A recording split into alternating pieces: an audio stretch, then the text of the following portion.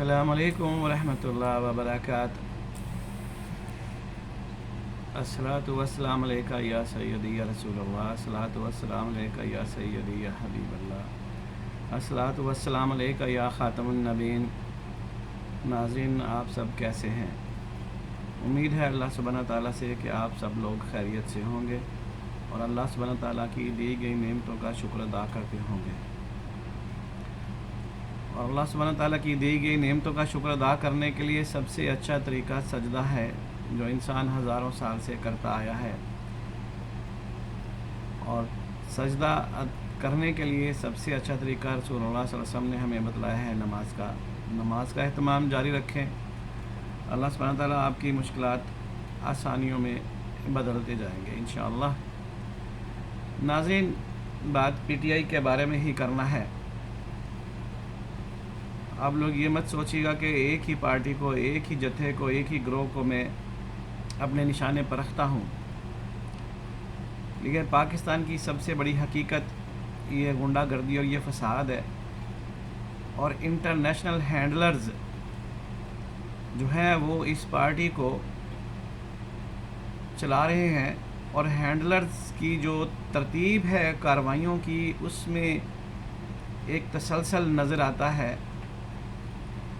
जैसा कि कल जर्मनी में हुआ, पाकिस्तान के सफारतखाने पर अफ़गानियों के एक गिरोह ने हमला किया और पथराव किया पाकिस्तान की एम्बेसी पर, और पाकिस्तान के झंडे को ऊपर से उतारा गया और नीचे जलाने की कोशिश की गई। एक तरफ ये कार्रवाई पूरी दुनिया ने देखी कि अफ़गानों का क्या रिएक्शन है पाकिस्तान के बारे में। ये एहसान फरामोशी की सबसे बड़ी मिसाल है। जर्मनी एक पुरअमन मुल्क है और जर्मनी को पता है कि पाकिस्तान ने अफ़गानों के लिए कितनी कुर्बानियाँ दी हैं, जानों की कुर्बानियाँ दी हैं, माली कुर्बानियाँ दी हैं। लेकिन ये लोग एहसान फरामोशी की एक बहुत बड़ी मिसाल है। परसों सुबह पख्तूनख्वा में बन्नू में जो मामलात हुए, कुछ लोगों के मुतालबात थे, मज़ाहरीन एक जगह पर इकट्ठे हुए मुज़ाहरा करने के लिए। तो उन मज़ाहरीन में फिर अफ़गानी शामिल हुए। वही अफ़गानी जिनको इमरान ख़ान अफ़गानिस्तान से लेकर आया, उनको बसाने की कोशिश की पाकिस्तान में। मंजूर पश्तीन की सरकर्दगी में वो लोग आए, उस मुज़ाहरे में शामिल हुए और फिर उस मुज़ाहरे का उन्होंने जो हाल किया वो सबके सामने है। कल वहाँ पर एक बहुत बेवकूफ़ औरत भी बैठी हुई थी, शानदाना गुलजार। वो फरमा रही थी, जो पीटीआई की एमएनए हैं, वो फरमा रही थी कि जनाब आवाम का हक है वो जैसे भी एहतजाज करें, वो गोलियां चलाएं, वो आग लगाएं, वो जो भी करे, आवाम का ये हक है। तो इन लोगों को इतनी ताकत देने वाले जो हैंडलर्स हैं, जो इनकी तरबियत करते हैं, उनका तरीक़ेकार क्या है, ये सब कुछ अभी राज में है। कुछ राज खुलते जाएंगे आहिस्ता आहिस्ता टाइम के साथ। कल पीटीआई के जो मीडिया कोऑर्डिनेटर हैं, जो पूरे मुल्क में इंटरनेशनल मीडिया में भी इनको सहूलतकारी करते हैं, उनको अरेस्ट किया गया आतशगीर मादे के साथ। उनसे बरामदगी हुई है। उनके क्या विचार थे, क्या ख्यालात थे उनके, और वो इस आतशगीर मादा को कहाँ पहुँचाना चाहते थे, ये सब इन्वेस्टिगेशन चल रही है। और अदालतों का वही किरदार है। उसने कहा जी हमारे सामने बंदा पेश करो, रिपोर्ट नहीं पेश करो, बंदा पेश करो, ताकि हम बंदे को ज़मानत दें और बंदा फिर बाहर जाकर पाकिस्तान में दहशतगर्दी को ताकत अता करे। आज सुबह भी एक डेवलपमेंट हुई है। रऊफ़ हसन और बैरिस्टर गौहर दोनों को गिरफ़्तार किया गया है उनके मरकज़ी ऑफिस से, और लैपटॉप और कंप्यूटर के साथ और ज़रूरी दस्तावेज़ात के साथ उनको गिरफ़्तार किया गया है। उनके ख़िलाफ़ क्या शवाहद हैं, बदून शवाहद के उनको गिरफ़्तार नहीं किया जा सकता, ये बात तो पक्की है। अभी फायरवॉल जो इंस्टॉल की गई है, उसने किस तरह काम शुरू किया है, उससे किस तरह काम लेना है, ये तो एजेंसियों को मालूम है। اور ان دونوں رہنماؤں کو آج جو گرفتار کیا گیا ہے اس کی باقاعدہ گرفتاری شو کی گئی ہے اور ان کو اریسٹ کیا گیا ہے. ابھی ان سے تفتیش جاری ہے. ابھی عدالتوں کے سامنے پیش کرنا ہے, ان کا ریمانڈ لینا ہے اور اس کی وجوہات کیا ہوں گی اور کس زمرے میں ان کو گرفتار کیا گیا ہے اس کی تفصیلات آنا ابھی باقی ہیں. لیکن انٹرنیشنل ہینڈلرز جو ہیں وہ پی ٹی آئی کو, پی ٹی آئی کے پیادوں کو, پی ٹی آئی کی توپوں کو, پی ٹی آئی کے ہاتھیوں کو انہوں نے کیسے استعمال کرنا ہے, کس وقت استعمال کرنا ہے, کس پیادے سے کون سا بیان لینا ہے, کس ہاتھی سے کون سا بیان دلوانا ہے, یہ ہینڈلرز پلان کرتے ہیں اور یہاں سے بیانات جاری ہوتے ہیں. ایک بہت مضبوط نیٹ ورک, ایک بہت ہی مضبوط ہینڈلرز جو اس پورے معاملے میں انوالو ہیں, انشاءاللہ تعالیٰ وہ سب لوگ ایکسپوز ہوں گے. سب سے بڑا دھچکا جو انٹرنیشنل پولیٹکس میں آیا ہے وہ یہ ہے کہ امریکن پریزیڈنٹ جو بائیڈن نے الیکشن کی ریس سے نکلنے کا فیصلہ کر لیا ہے اور وہ اس کی باقاعدہ اناؤنسمنٹ کرنے والے ہیں, لیکن انہوں نے اپنی پارٹی کو بتا دیا ہے کہ وہ الیکشن میں ریس سے باہر ہیں. ان کی جگہ پر کمیلا ہارٹس ہیں جو ایک خاتون ہے, سفید فام نہیں ہے, وہ سیاہ فام ہے. ابھی ان کی ہی جگہ بنتی ہے جو ٹرمپ کا مقابلہ کریں, لیکن ٹرمپ کا مقابلہ جو بائیڈن ہی کر سکتا تھا. ابھی جو بائیڈن کو کس نے مجبور کیا الیکشن ریس سے باہر ہونے کا, یہ انٹرنیشنل اسٹیبلشمنٹ کے ہی کام ہیں. اور انٹرنیشنل اسٹیبلشمنٹ دو قسم کی ہوتی ہے, ایک اسلامی ہے اور ایک غیر اسلامی ہے. ایک یہودیوں کی, عیسائیوں کی اسٹیبلشمنٹ ہے جو موساد کی سرکردگی میں ہے, سی آئی اے اور موساد اس کو مل کر چلاتے ہیں, را اس کا حصہ ہے.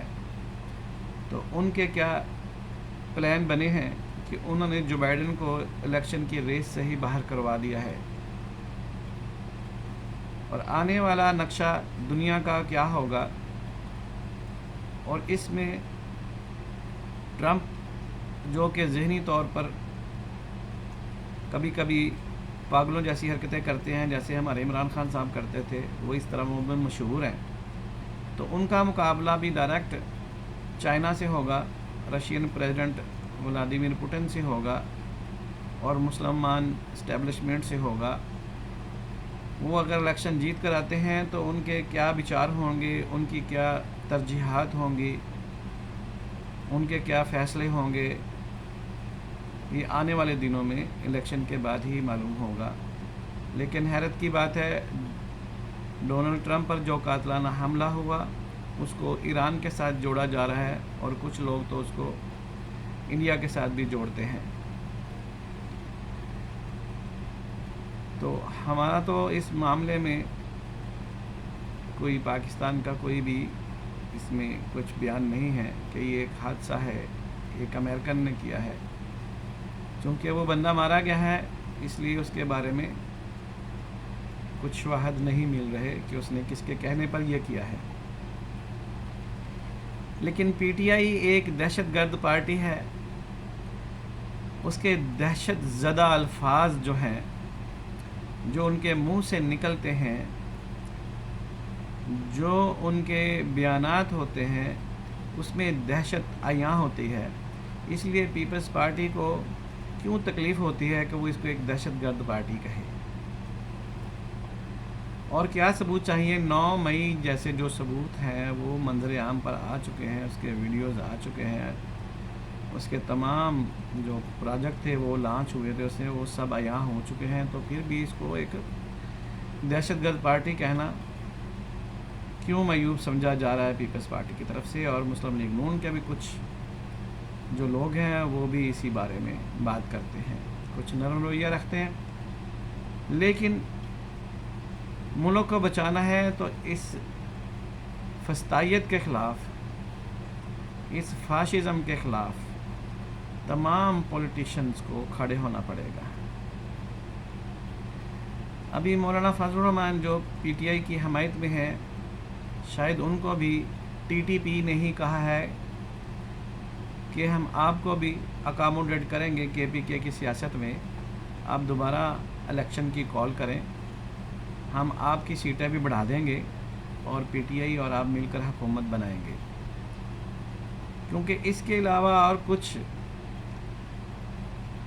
صورتحال میں نظر بھی نہیں آ رہا کہ مولانا فضل الرحمان جو ایک دم سے چھلانگ لگا کر تمام نظریات کو بھلا کر، تمام پچھلی اپنی ذلتوں کو بھلا کر، ڈیزل والی ذلت ہو یا کوئی بھی ہو اس کو بھلا کر، قادیانیوں والی باتیں ہوں اس کو بھلا کر، یہودی ایجنٹ والی باتیں ہوں اس کو بھلا کر وہ ایک دم عمران خان کے ساتھ آ کر کھڑے ہو گئے. تو اس کے پیچھے ایک نادیدہ قوت ہے اور وہ قوت ٹی ٹی پی کی ہے، اور شاید مولانا فضل الرحمان کی ٹی ٹی پی سے صلح ہو چکی ہے. صلح ہونے کے بعد پھر جو یو ٹرن لیا مولانا صاحب نے، تو عمران خان کو مسٹر یو ٹرن کہتے تھے، تو مولانا صاحب کا تو یو ٹرن اتنا ہی بڑا ہے جناب کہ جرمنی اور جاپان کے بارڈروں کو ملا کر رکھ دیا ہے انہوں نے بھی. اور جو کوششیں انہوں نے شروع کی ہیں ری الیکشن کی، تو اس میں شاید ٹی ٹی پی نے، تحریک طالبان پاکستان نے ان کو زیادہ سیٹوں کی آفر کی ہے، کیونکہ وہاں پر ایم کیو ایم والا حال ہو چکا ہے کے پی کے میں کہ طالبان جو چاہتے ہیں وہ کرواتے ہیں، اور ان کے نیٹ ورک بہت مضبوط ہیں، اس میں پیسہ بہت انوالو ہے. گنڈاپور صاحب نے خود فرمایا کہ ہم لوگ ٹی ٹی پی کو بھتہ دیتے ہیں اور ہماری حکومت چلتی ہے. ابھی بہت بڑا امتحان ہے گنڈاپور صاحب کے اوپر. بنوں کے واقعہ کو لے کر آج 16 نکاتی مطالبات لے کر مظاہرین کی جو پارٹی ہے اس کی ملاقات ہوگی گنڈاپور کے ساتھ. دیکھتے ہیں وہ سیاسی ثابت ہوتے ہیں یا وہ بھی لاملیٹ ہو جاتے ہیں. رات تک کچھ نتائج سامنے آئیں گے انشاءاللہ. اگلے ویلاگ میں آپ کے ساتھ جو بھی صورتحال ہوگی وہ لے کر ہم آئیں گے. لیکن آپ کے لیے لمحہ فکریہ ہے کہ ٹی ٹی پی اور افغانی اور یہودیوں کی سازشیں اور پی ٹی آئی کی سازشیں ایک ہی سلسلہ کی کڑیاں ہیں. اس پر غور کیجئے گا. امید ہے اللہ سبحانہ تعالیٰ آپ کو توفیق دیں گے غور کرنے کی اور آپ صحیح نتیجے پر پہنچ سکیں گے. ملتے ہیں اگلے ویلاگ میں. سبسکرائب کریں، لائک کریں، شیئر کریں. پاکستان زندہ باد، پاکستان پائندہ باد، اسلام زندہ باد.